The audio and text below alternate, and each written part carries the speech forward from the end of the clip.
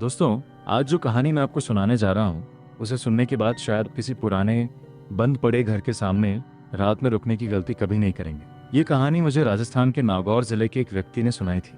उसने कहा था कि अगर मैं उसका नाम और गांव का नाम बदल दूं तो मैं यह कहानी लोगों को जरूर सुनाऊं, क्योंकि जो कुछ उसने देखा था उसे वह आज तक भूल नहीं पाया। साल 2019 की बात है। राजस्थान के एक छोटे से गांव में लगभग 70 साल पुरानी एक हवेली थी।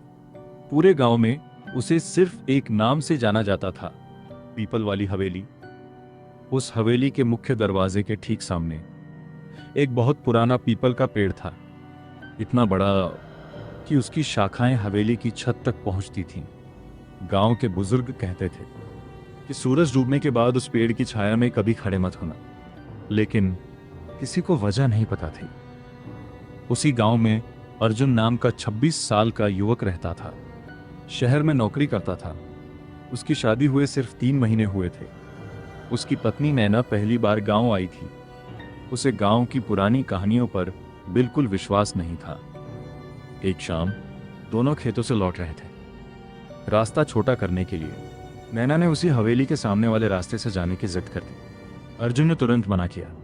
उधर से नहीं, दूसरे रास्ते से चलते हैं। नैना हंस पड़ी। तुम भी इन अंधविश्वासों पर विश्वास करते हो? शाम के लगभग 7:30 बज चुके थे। आसमान में हल्का अंधेरा उतर चुका था। जैसे ही दोनों हवेली के सामने पहुंचे, अचानक पूरा माहौल बदल गया। अब तक चल रही हवा एकदम बंद हो गई। पेड़ के सारे पत्ते पूरी तरह स्थिर हो गए। यहां तक कि झींगुरों की आवाज भी बंद हो गई। चारों तरफ ऐसी खामोशी फैल गई कि दोनों को अपनी सांसें सुनाई देने लगी। नैना ने धीरे से कहा, अर्जुन, अभी कुछ देर पहले हवा चल रही थी ना? अर्जुन ने कोई जवाब नहीं दिया। उसकी नजर हवेली की दूसरी मंजिल की एक टूटी हुई खिड़की पर टिक गई थी।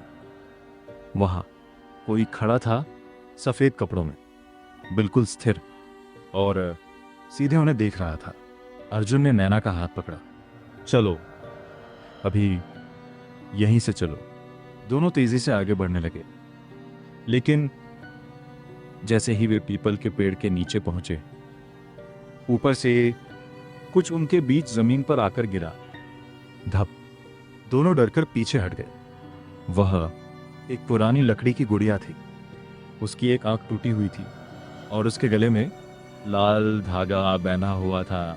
नैना ने झुककर गुड़िया उठानी चाहिए।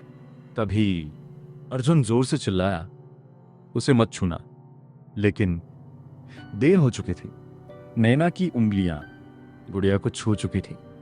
उसी पल हवेली की दूसरी मंजिल की वह खिड़की अपने आप धड़ाम से बंद हो गई, और पहली बार पूरे गांव में एक औरत की बहुत धीमी लेकिन साफ सुनाई देने वाली हंसी गूंजी।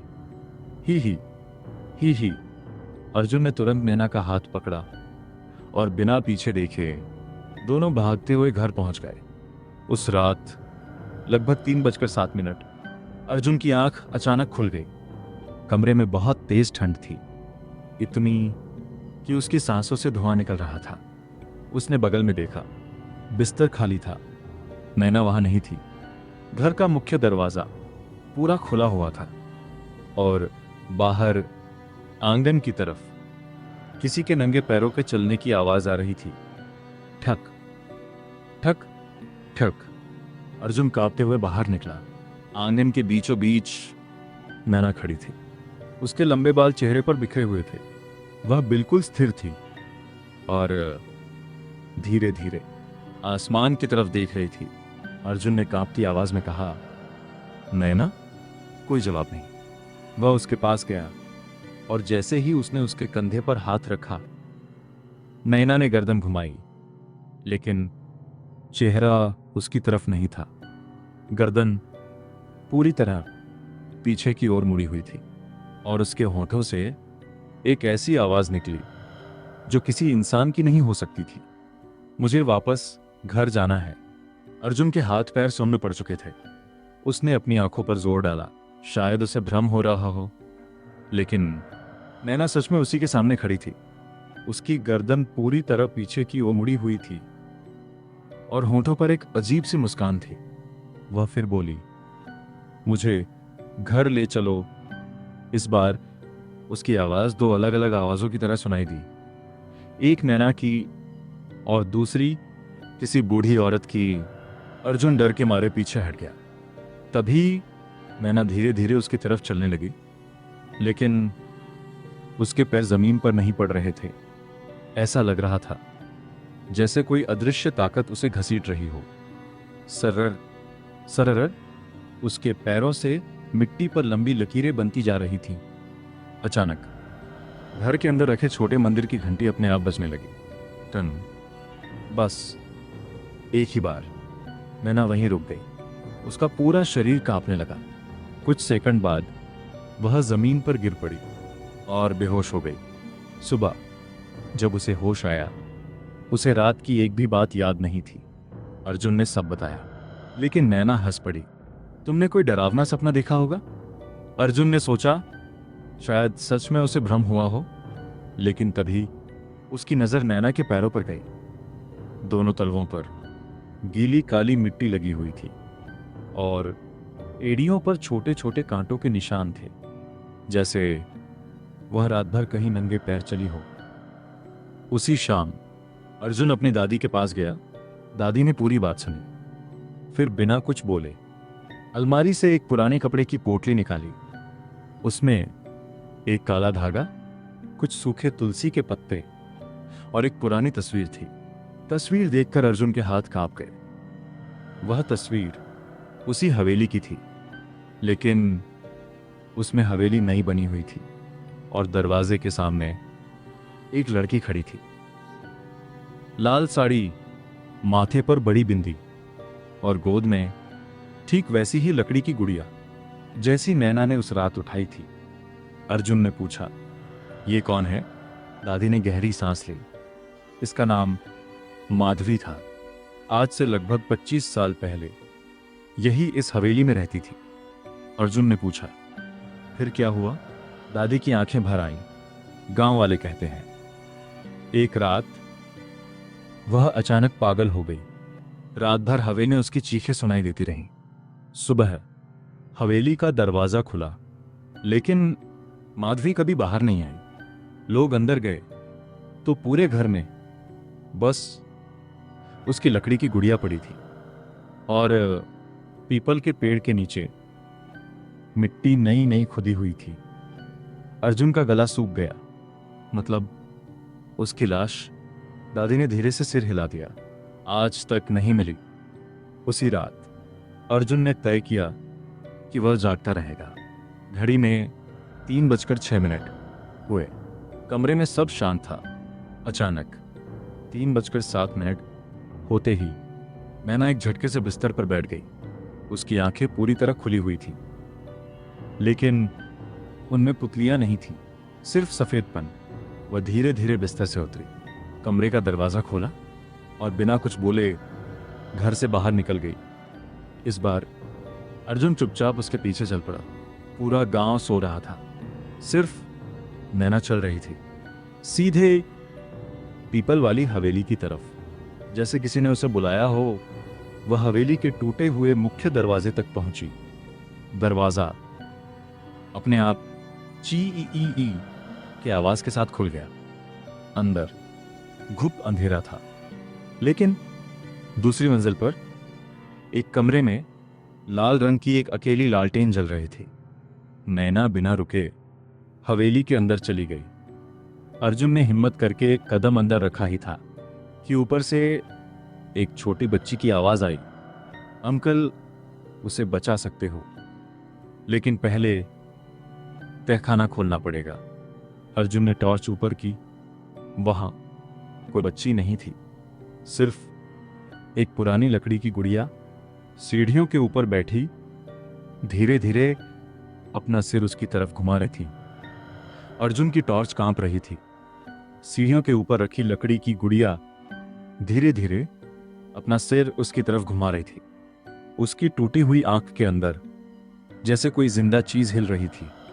अर्जुन ने एक कदम पीछे लिया। उसी पल पूरी हवेली में किसी बच्ची की खिलखिलाहट गूंज उठी। ही ही, लेकिन यह हंसी मासूम नहीं थी।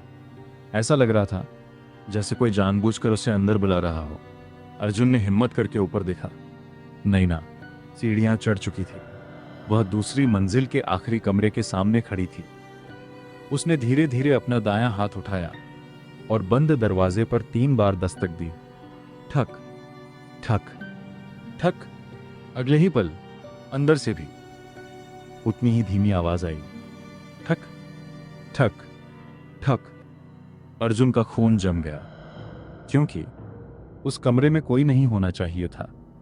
तभी नैना बिना दरवाजा खोले उसके आर पार चली गई, जैसे वहां दरवाजा था ही नहीं। अर्जुन की टॉर्च उसके हाथ से लगभग छूट गई। उसने दौड़कर दरवाजा खोला। कमरा पूरी तरह खाली था। न नैना, न कोई दूसरा इंसान। लेकिन कमरे के बीचों बीच फर्श पर ताजी मिट्टी फैली हुई थी, और उस मिट्टी पर छोटे छोटे नंगे पैरों के निशान बने हुए थे। वे निशान सीधे दीवार तक जाते थे और दीवार पर जाकर खत्म हो जाते थे। अचानक दीवार के दूसरी तरफ से किसी औरत के रोने की आवाज आने लगी, धीमी, दबी हुई और दर्द से भरी। अर्जुन ने कान लगाया। रोने के बीच बीच में एक ही शब्द बार बार सुनाई दे रहा था, मत बंद करो, मुझे मत बंद करो। तभी पूरी दीवार जोर से कांपी। उसमें लंबी दरार पड़ गई। दरार के अंदर अंधेरा नहीं था, बल्कि किसी की एक आंख अर्जुन को घूर रही थी। 1 पल, 2 पल, फिर वह आंख धीरे धीरे पीछे हट गई। अर्जुन घबराकर नीचे भागा, लेकिन नीचे पहुंचते ही उसके कदम रुक गए। हवेली का मुख्य दरवाजा गायब था। जहां दरवाजा होना चाहिए था, वहां सिर्फ पुरानी ईंटों की दीवार थी। वह हवेली के अंदर फंस चुका था। अचानक पीछे से किसी ने उसके कान के बिल्कुल पास फुसफुसाया, देर हो गई। अर्जुन पलटा, लेकिन पीछे कोई नहीं था। उसी समय ऊपर से नैना की चीख सुनाई दी, आ। वह पूरी ताकत से दूसरी मंजिल की तरफ भागा। कमरे में पहुंचते ही उसकी सांस रुक गई। नैना जमीन पर बैठी थी। उसके सामने वही लकड़ी की गुड़िया रखी थी, और नैना उस गुड़िया के बालों में कंघी कर रही थी। लेकिन उसकी आवाज नैना की नहीं थी। वह मुस्कुराकर बोली, इतने साल बाद कोई मुझे लेने आया है। अर्जुन ने नैना को पकड़ने की कोशिश की, लेकिन उसने धीरे धीरे सिर उठाया और पहली बार उसकी आंखों से काले रंग के आंसू बहने लगे। फिर उसने अपनी उंगली फर्श की ओर कर दी। अर्जुन ने नीचे देखा। फर्श पर पुराने लकड़ी के तख्तों के बीच लोहे का एक गोल छल्ला लगा हुआ था, जैसे नीचे कोई छिपा हुआ दरवाजा हो। उसी समय पूरी हवेली में एक बहुत भारी आवाज गूंजी, तहखाना मत खोलना। आवाज किसकी थी यह समझने से पहले ही लोहे का वह छल्ला अपने आप धीरे धीरे हिलने लगा। लोहे का छल्ला धीरे धीरे अपने आप हिल रहा था। खर्रर खर्रर। ऐसा लग रहा था जैसे नीचे कोई उसे खोलने की कोशिश कर रहा हो। पूरे कमरे में सन्नाटा था। सिर्फ नैना की धीमी हंसी सुनाई दे रही थी। वह अब भी जमीन पर बैठी थी और लकड़ी की गुड़िया को गोद में लेकर लोरी गा रही थी, लेकिन वह लोरी किसी भाषा में नहीं थी। अर्जुन एक भी शब्द समझ नहीं पा रहा था। अचानक लोहे का छल्ला जोर से ऊपर उठा। धड़ाम। लकड़ी का फर्श खुल गया। नीचे पत्थरों की पुरानी सीढ़ियां दिखाई दी। उनसे बहुत ठंडी हवा ऊपर आने लगी। उस हवा में गीली मिट्टी, अगरबत्ती और किसी सड़ी हुई चीज की मिलीजुली गंध थी। अर्जुन ने टॉर्च जलाई। रोशनी नीचे तक नहीं पहुंच रही थी। ऐसा लग रहा था जैसे अंधेरा ही रोशनी को निगल रहा हो। पीछे खड़ी नैना अचानक बोली, वह नीचे इंतजार कर रही है। इस बार उसकी आवाज बिल्कुल सामान्य थी, लेकिन जैसे ही अर्जुन ने उसकी तरफ देखा, नैना फिर बेहोश होकर जमीन पर गिर गई। अर्जुन उसे वहीं छोड़कर नीचे उतरने लगा।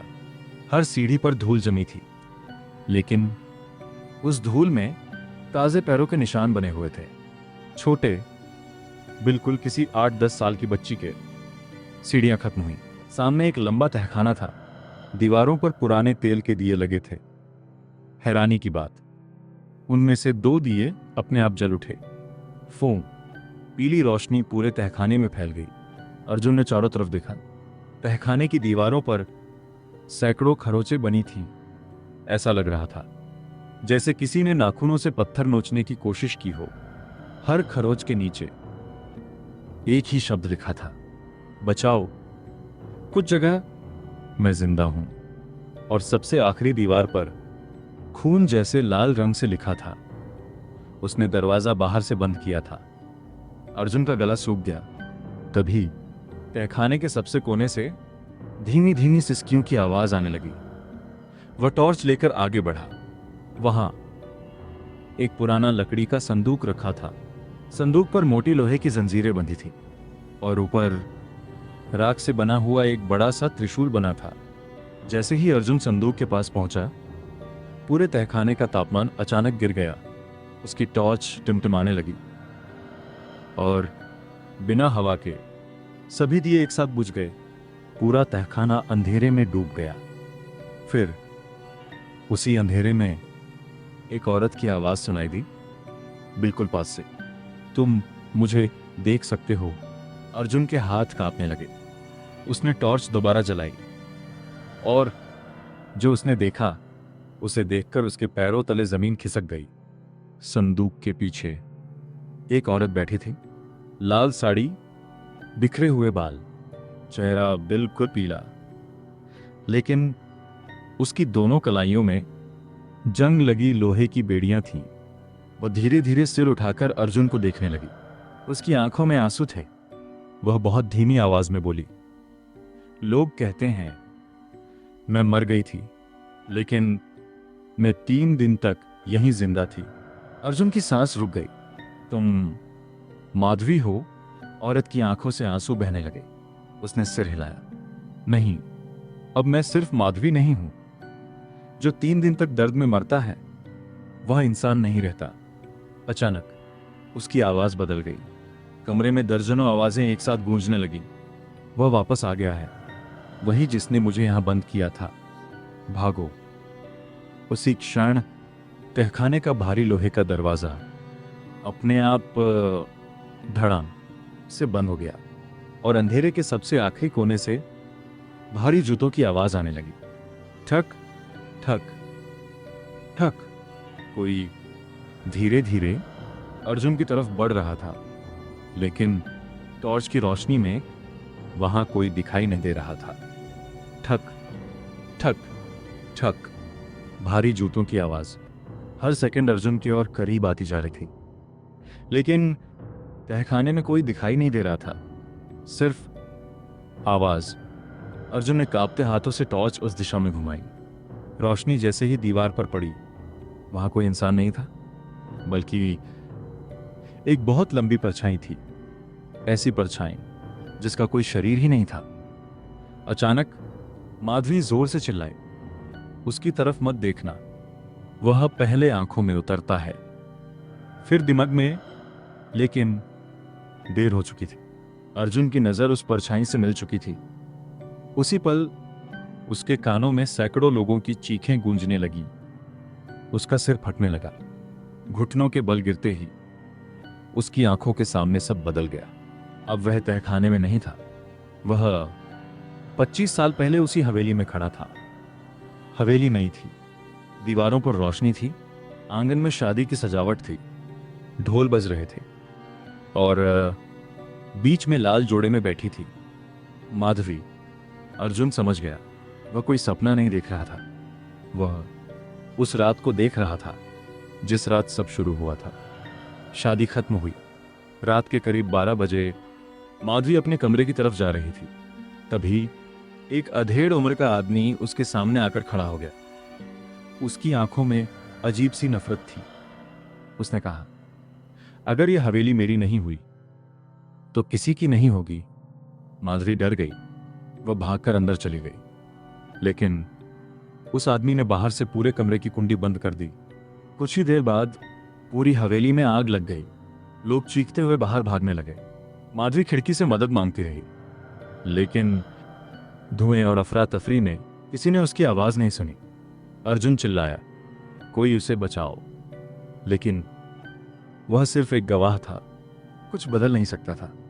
तभी आग अचानक अपने आप बुझ गई और वही आदमी दोबारा दिखाई दिया। इस बार वह अकेला नहीं था, उसके साथ 2 और लोग थे। तीनों ने कमरे का दरवाजा खोला। माधवी बेहोश थी, लेकिन जिंदा थी। उन लोगों ने उसे उठाया, सीधे उसी तहखाने में ले गए जहां अर्जुन अभी खड़ा था। माधवी को संदूक के पास फेंक दिया गया। वह धीरे धीरे होश में आई, रोते हुए बोली, मैंने तुम्हारा क्या बिगाड़ा है? उस आदमी ने ठंडी आवाज में कहा, तुमने कुछ नहीं बिगाड़ा, लेकिन इस हवेली के कागज तुम्हारे नाम है। अर्जुन का दिल जोर से धड़कने लगा। तो माधवी की हत्या किसी श्राप या तंत्र मंत्र की वजह से ही, लालच की वजह से हुई थी। तीनों ने तहखाने का दरवाजा बंद कर दिया, बाहर से भारी पत्थर लगा दिया। माधवी पूरी ताकत से दरवाजा पीटती रही। धड़ाम धड़ाम धड़ाम। उसकी उंगलियों से खून निकल आया, नाखून टूट गए। वह लगातार चिल्लाती रही, मैं जिंदा हूं, कोई तो दरवाजा खोलो। लेकिन ऊपर ढोल फिर से बजने लगे ताकि उसकी चीखें कोई सुन ही न सके। 3 दिन और 3 रातें माधवी उसी तहखाने में रही, भूखी, प्यासी, अकेली। उसकी आखिरी साथी वही लकड़ी की गुड़िया थी जिसे उसने बचपन से संभाल कर रखा था। मरने से पहले उसने उस गुड़िया को सीने से लगाया और रोते हुए सिर्फ एक बात कही, अगर मेरा सच कभी किसी तक पहुंचे तो मुझे इंसाफ दिलाना। अचानक अर्जुन की आंख खुल गई। वह फिर से वर्तमान में था। तहखाने में माधवी उसके सामने खड़ी थी। उसकी आंखों से इस बार काले नहीं, साधारण आंसू बह रहे थे। वह बोली, मैं किसी की जान नहीं चाहती, मैं सिर्फ चाहती हूं कि जिसने मुझे जिंदा दफनाया उसका सच भी इसी गांव के सामने दफन न रहे। अर्जुन कुछ बोल पाता, उससे पहले ऊपर से नैना की दिल दहला देने वाली चीख सुनाई दी, अर्जुन बचाओ। माधवी का चेहरा अचानक बदल गया। वह पहली बार घबरा गई। उसने कांपते हुए कहा, नहीं। वह जाग गया। अगर उसने नैना को चुन लिया तो इस बार कोई भी उसे नहीं बचा पाएगा। उसी पल पूरी हवेली इतनी जोर से हिली कि तहखाने की छत से पत्थर टूटकर गिरने लगे। पूरी हवेली भूकंप की तरह कांप रही थी। तहखाने की छत से बड़े बड़े पत्थर गिरने लगे। ऊपर से नैना की चीखें लगातार सुनाई दे रही थी, अर्जुन मुझे बचाओ। माधवी पहली बार घबराई हुई थी। उसने अर्जुन का हाथ पकड़ लिया। उसका हाथ बर्फ से भी ज्यादा ठंडा था। वह कांपती हुई बोली, अगर देर हुई तो वह नैना को अपना नया घर बना लेगा। अर्जुन ने पूछा, वह कौन है? माधवी की आंखों में डर उतर आया। उसे बहुत धीरे कहा, जिसने मुझे मारा। उसकी आत्मा नहीं, उसका पाप जिंदा है। दोनों तहखाने से भागते हुए ऊपर पहुंचे। जैसे ही अर्जुन दूसरे माले पर पहुंचा, उसके कदम वहीं रुक गए। कमरे के बीचों बीच नैना हवा में लगभग 3 फीट ऊपर लटकी हुई थी। उसके बाल नीचे लटक रहे थे, आंखें बंद थीं और उसके चारों ओर काले धुएं जैसा कुछ घूम रहा था। अचानक नैना की आंखें खुली, लेकिन वे नैना की आंखें नहीं थी, पूरी तरह काली, एक भी सफेद हिस्सा नहीं। फिर उसके होंठ हिले, लेकिन आवाज किसी बूढ़े आदमी की थी। इस बार कोई मुझे रोक नहीं पाएगा, अर्जुन ने चिल्लाकर कहा, नैना। तभी नैना ने धीरे धीरे अपनी गर्दन उसकी तरफ घुमाई और मुस्कुराई। वह मुस्कान किसी इंसान की नहीं थी। अचानक कमरे की सारी खिड़कियां एक साथ बंद हो गईं। धड़ाम धड़ाम धड़ाम, टॉर्च बुझ गई। पूरा कमरा अंधेरे में डूब गया। अंधेरे में बस एक आवाज सुनाई दे रही थी, ठक ठक ठक, जैसे कोई लकड़ी की छड़ी लेकर धीरे धीरे चल रहा हो। अर्जुन ने मोबाइल की फ्लैशलाइट जलाई। रोशनी पड़ते ही कमरा खाली था, न नैना न माधवी, कोई नहीं। तभी मोबाइल की स्क्रीन अपने आप रिकॉर्डिंग मोड में चली गई। स्क्रीन पर पीछे का दृश्य दिखाई दे रहा था। अर्जुन ने देखा, उसके ठीक पीछे एक बूढ़ा आदमी खड़ा था। सफेद धोती, काला कुर्ता, चेहरे पर गहरे जलने के निशान और उसकी आंखें पूरी तरह सफेद। अर्जुन ने तुरंत पीछे मुड़कर देखा। पीछे कोई नहीं था, लेकिन मोबाइल की स्क्रीन पर वह अब भी खड़ा था और धीरे धीरे मुस्कुरा रहा था। अचानक मोबाइल की स्क्रीन फट गई। पूरा कमरा जोर से कांपा। नैना की आवाज फिर सुनाई दी, अर्जुन, मैं यहां हूं। आवाज अलमारी के अंदर से आ रही थी। अर्जुन ने कांपते हाथों से अलमारी खोली। अंदर नैना घुटनों में सिर देकर बैठी थी। वह जोर जोर से रो रही थी। अर्जुन उसे बाहर निकालने ही वाला था कि उसने धीरे धीरे अपना सिर उठाया। उसकी आंखें सामान्य थीं। वह बोली, मुझे यहां से ले चलो। अर्जुन ने राहत की सांस ली। उसने नैना का हाथ पकड़ लिया, लेकिन जैसे ही उसने उसे बाहर खींचा, उसी पल अलमारी के अंदर एक और नैना बैठी हुई दिखाई दी। वही चेहरा, वही कपड़े, वही आवाज, दोनों एक साथ बोली, अर्जुन, असली मैं हूं। अर्जुन के हाथ से टॉर्च गिर गई। अब उसके सामने दो नैना खड़ी थी, एक इंसान और एक ऐसी चीज जो इंसान बनकर उसके साथ बाहर जाना चाहती थी। अर्जुन बिल्कुल जड़ हो चुका था। उसके सामने दो नैना खड़ी थी। दोनों के कपड़े एक जैसे, चेहरा एक जैसा, आवाज एक जैसी, यहां तक कि दोनों की आंखों में आंसू भी थे। पहली नैना रोते हुए बोली, अर्जुन, जल्दी चलो, यह मुझे फिर पकड़ लेगा। दूसरी नैना भी उतनी ही घबराई हुई थी। इसकी बात मत सुनो, यही वह है, मैं असली हूं। अर्जुन की धड़कन इतनी तेज हो चुकी थी कि उसे अपनी ही सांसें सुनाई नहीं दे रही थी। तभी माधवी की आवाज पूरे कमरे में गूंजी, याद रखो, वह झूठ बोल सकता है, लेकिन भगवान का नाम नहीं ले सकता। अर्जुन ने तुरंत कहा, दोनों ओ नमः शिवाय बोलो। पहली नैना ने कांपते हुए तुरंत कहा, नमः शिवाय। दूसरी कुछ सेकंड तक चुप रही। फिर उसके चेहरे पर एक अजीब मुस्कान फैल गई। उसकी गर्दन धीरे धीरे दाईं तरफ झुकने लगी, इतनी कि हड्डियों के टूटने की आवाज आने लगी। कड़ कड़ कड़। उसने मुंह खोला, लेकिन उसके मुंह से शब्द नहीं निकले, बल्कि सैकड़ों लोगों की फुसफुसाहट एक साथ सुनाई दी। पूरा कमरा उन आवाजों से भर गया। मोमबत्तियां अपने आप बुझ गईं और वह दूसरी नैना धीरे धीरे काले धुएं में बदलने लगी। धुआं कमरे की छत तक गया और वहां एक विशाल आकृति बन गई, लगभग 8 फीट लंबी, लाल जलती आंखें, काले फटे कड़े, और उसके चेहरे की चमड़ी जगह जगह से जली हुई थी। वह इंसान नहीं लग रहा था। उसने अर्जुन को देखकर हंसना शुरू किया। तुम्हें लगता है तुम जीत गए? उसकी हंसी से पूरी हवेली कांपने लगी। दीवारों में दरारें पड़ने लगी। माधवी अचानक अर्जुन के सामने आ गई। इस बार वह पहले जैसी डरी हुई नहीं थी। उसने पहली बार गुस्से में कहा, तूने मुझे दर्द दिया, अब तेरा सच सामने आएगा। अचानक पूरी हवेली की दीवारें बदलने लगी। उन पर पुराने दृश्य उभरने लगे। अर्जुन ने देखा, जिस आदमी ने माधवी को तहखाने में बंद किया था, वह अकेला नहीं था। उसके साथ गांव का सरपंच और माधवी का अपना चाचा भी था। तीनों ने मिलकर हवेली अपने नाम करवाने के लिए उसे जिंदा दफना दिया था। लेकिन अगला दृश्य देखकर माधवी भी रो पड़ी। उसने देखा, जिस छोटी लकड़ी की गुड़िया को वह हमेशा अपने साथ रखती थी, उसके अंदर उसकी 2 साल की बेटी की तस्वीर छिपी हुई थी। अर्जुन चौंक गया। तुम्हारी बेटी थी? माधवी की आंखों से आंसू बह निकले।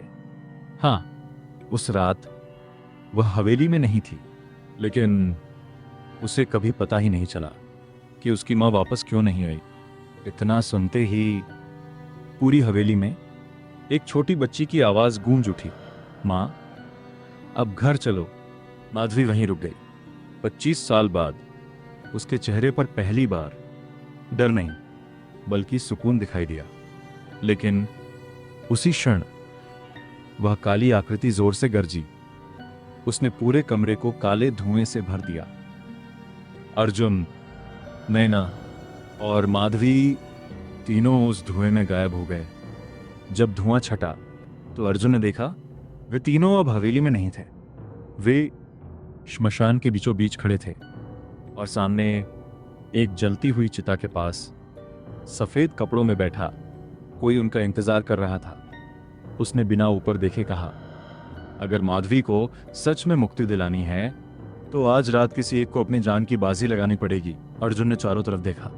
वो सचमुच श्मशान के बीचों बीच खड़ा था। चारों ओर जली लकड़ियां, राख और हवा में उड़ती राख की महीन परतें। लेकिन सबसे अजीब बात यह थी, यहां एक भी पक्षी की आवाज नहीं थी। सिर्फ जलती चिता की लकड़ियों के टूटने की आवाज। टक टक टक। चिता के सामने सफेद कपड़ों में बैठा एक बूढ़ा व्यक्ति धीरे धीरे खड़ा हुआ। उसकी लंबी सफेद दाढ़ी, माथे पर भस्म और हाथ में रुद्राक्ष की माथी। उसने अर्जुन की तरफ देखे बिना कहा, मैं पिछले 25 साल से इस रात का इंतजार कर रहा था। अर्जुन ने घबराकर पूछा, आप कौन हैं? बूढ़े ने पहली बार उसकी तरफ देखा। उसकी आंखों में डर नहीं, दया थी। मैं वही पुजारी हूं जिसने माधवी की चीखें सुनी थी, लेकिन जब तक मैं पहुंचा बहुत देर हो चुकी थी। माधवी चुपचाप सिर झुकाकर खड़ी थी। पुजारी ने उसकी तरफ देखा, धीरे से बोला, बेटी आज तुझे न्याय मिलेगा। अचानक पूरे श्मशान में तेज हवा चलने लगी। सारी बुझी हुई चिताएं अपने आप जल उठीं। एक साथ दर्जनों चिताओं की लपटें आसमान तक उठने लगीं। उसी समय हवा में वही भारी हंसी गूंजी, हा हा हा। काली आकृति धीरे धीरे धुएं से बनकर सामने आ गई। इस बार वह पहले से कहीं ज्यादा विशाल थी। उसकी आंखें जलते कोयले की तरह चमक रही थीं। वह पुजारी को देखकर बोली, तू अभी तक जिंदा है? पुजारी ने बिना डरे उत्तर दिया, जब तक सच जिंदा है मैं भी जिंदा हूं। अचानक आकृति ने जोर से चीख मारी, इतनी भयानक कि अर्जुन और नैना दोनों ने अपने कान पकड़ लिए। श्मशान की सारी राख बवंडर बनकर हवा में उड़ने लगी। उस राख के बीच सैकड़ों चेहरे दिखाई देने लगे। औरतें, बच्चे, बूढ़े, सबकी आंखों में दर्द था। वे किसी पर हमला नहीं कर रहे थे, वे मदद मांग रहे थे। पुजारी ने अर्जुन से कहा, यह हवेली सिर्फ माधवी की आत्मा की वजह से नहीं जागी, बल्कि उन सभी लोगों के दर्द से जिन्हें लालच ने निगल लिया। उसने अर्जुन को एक पुरानी तांबे की घंटी दी। घंटी बिल्कुल वैसी ही थी जैसी हवेली के मंदिर में कभी बजती थी। पुजारी बोला, जब मैं मंत्र पढ़ूं तुम ये घंटी लगातार बजाना, लेकिन चाहे कुछ भी हो जाए रुकना मत। मंत्र शुरू हुए, घंटी बजने लगी। टन टन टन। हर घंटी के साथ काली आकृति पीछे हटने लगी। लेकिन तभी उसने अपना रूप बदल लिया। अर्जुन ने देखा, अब उसके सामने उसकी मां खड़ी थी, रोते हुए। बेटा घंटी मत बजा, मैं मर जाऊंगी। अर्जुन की आंखों में आंसू आ गए। उसका हाथ कांपने लगा। घंटी की आवाज धीम पड़ गई।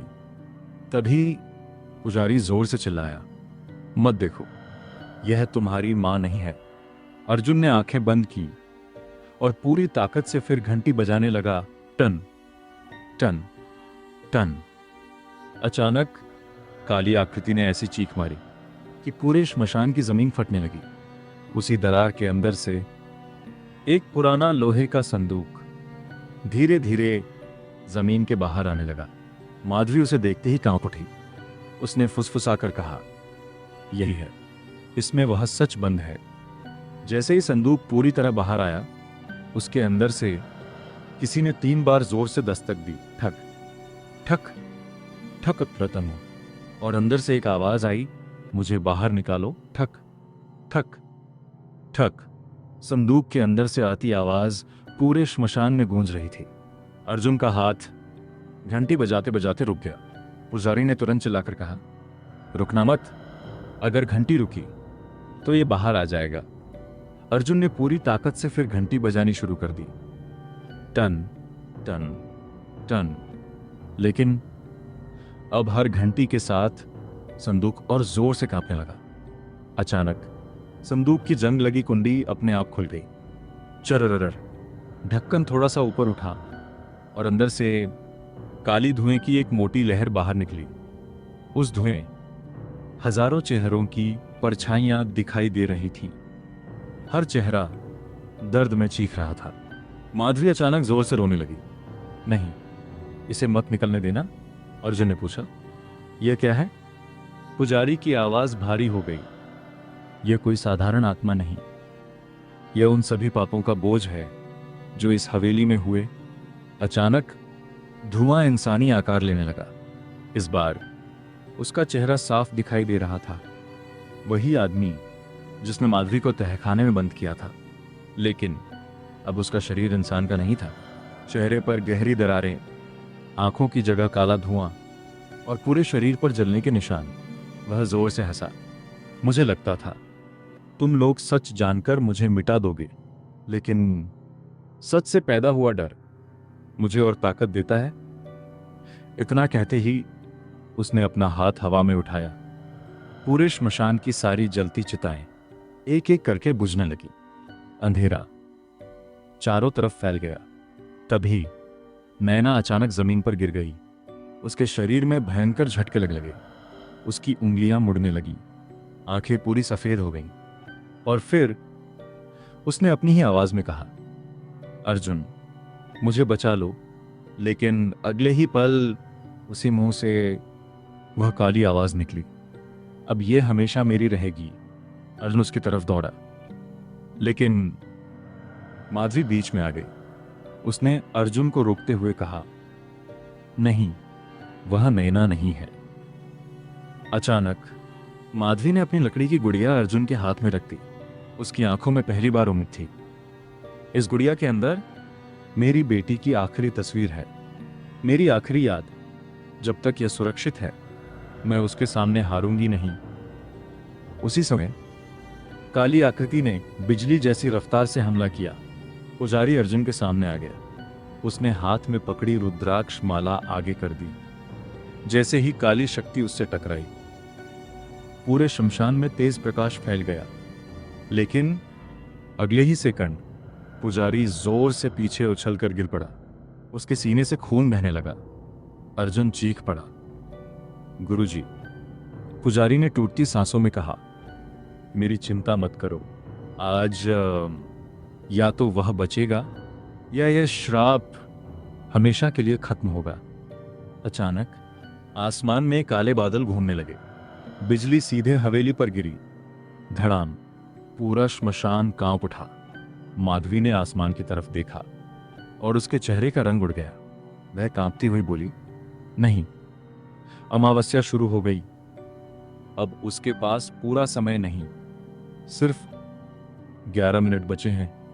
उसी क्षण हवेली की दिशा से एक मासूम बच्ची की चीख सुनाई दी। मां। माधवी वहीं घुटनों के बल गिर गई। उसकी आंखों से आंसू बहने लगे और उसने पहली बार अर्जुन से कहा, अगर मेरी बेटी की आत्मा आज भी वहां फंसी है तो पहले उसे बचाना, चाहे मुझे कभी मुक्ति न मिले। पूरी हवेली मानो जिंदा हो चुकी थी। दीवारें अपने आप हिल रही थीं। दरवाजे खुल बंद हो रहे थे। हर कमरे से किसी के रोने, हंसने और चीखने की आवाजें एक साथ आ रही थी। अर्जुन, नैना, माधवी और घायल पुजारी चारों किसी तरह हवेली के आंगन तक पहुंचे। आंगन के बीच वही विशाल पीपल का पेड़ खड़ा था, लेकिन अब उसकी जड़ों से काला धुआं निकल रहा था। ऐसा लग रहा था जैसे पूरी हवेली उसी पेड़ की जड़ों से सांस ले रही हो। माधवी अचानक रुक गई। उसने कांपते हुए पीपल की जड़ों की तरफ इशारा किया। यहीं यहीं मुझे दफनाया गया था। अर्जुन ने नीचे देखा। जड़ों के बीच एक पुरानी चांदी की पायल चमक रही थी। माधवी की आंखों से आंसू बह निकले। यह मेरी है। उसी समय धरती जोर से कांपी। पीपल की जड़ों के बीच की मिट्टी अपने आप हटने लगी। धीरे धीरे एक कंकाल दिखाई दिया। उसके हाथों में वही लकड़ी की गुड़िया थी। पूरे 25 साल बाद माधवी का सच दुनिया के सामने था। अचानक आसमान काला पड़ गया। वही काली आकृति पहले से भी ज्यादा विशाल रूप में सामने आ गई। उसकी आवाज से पूरी हवेली कांप उठी। अगर यह सच बाहर गया तो मेरा अंत हो जाएगा। उसने पूरे जोर से हमला किया। अर्जुन दूर जा गिरा। घंटी उसके हाथ से छूट गई। घंटी जमीन पर गिरते ही पूरा वातावरण फिर अंधेरे में डूब गया। तभी घायल पुजारी धीरे धीरे उठा। उसने कांपते हाथों से घंटी उठाई, मुस्कुराया और बोला, जब तक सत्य की आवाज बजती रहेगी अंधेरा कभी नहीं जीत सकता। उसने पूरी ताकत से घंटी बजाई। टन टन टन। हर घंटे के साथ काली आकृति का शरीर टूटने लगा। उसके अंदर से एक एक करके दर्जनों रोशनी की किरणें बाहर निकलने लगी। वे वही आत्माएं थीं जो वर्षों से उस श्राप में बंधी थीं। माधवी आगे बढ़ी। उसने अपनी लकड़ी की गुड़िया अपने कंकाल के पास रख दी। धीरे से बोली, अब मैं घर चलना चाहती हूं। उसी समय पूरी हवेली में एक छोटी बच्ची की आवाज गूंजी, मां। सफेद कपड़ों में लगभग 7 साल की एक बच्ची रोशनी के बीच दिखाई दी। वह दौड़कर माधवी से लिपट गई। माधवी फूट कर रोने लगी। 25 साल का इंतजार एक पल में खत्म हो गया। जैसे ही मां और बेटी ने एक दूसरे का हाथ पकड़ा, पूरी हवेली तेज सफेद रोशनी से भर गई। काली आकृति ने आखिरी बार चीख मारी।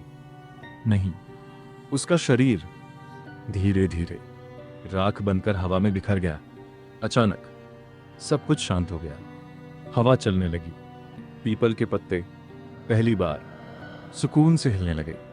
मंदिर की घंटी अपने आप एक बार बजी, टन। और माधवी अपनी बेटी का हाथ पकड़े मुस्कुराते हुए धीरे धीरे रोशनी में विलीन हो गई।